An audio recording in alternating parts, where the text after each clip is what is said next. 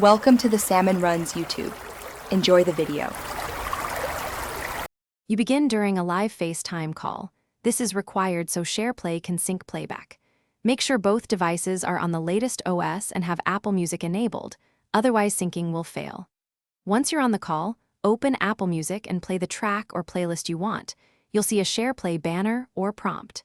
Tap that prompt to start a shared session. This immediately hands control to Shareplay so everyone hears the same stream in sync, which solves mismatched playback. Once Shareplay is active, FaceTime shows playback controls tied to the shared session. Use them to pause, skip, or scrub. These actions propagate to everyone. If you want others to add songs, give them listener controls from the Shareplay menu. This lets the group queue or request tracks. Make sure you understand that streaming quality depends on each participant's connection, so if someone lags, ask them to switch to Wi-Fi. When done browsing, return to the shared queue to keep everyone aligned. To finish, simply stop playback or end the FaceTime call. Shareplay will stop and everyone returns to their own listening.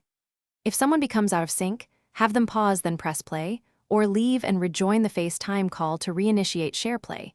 This often reestablishes the sync.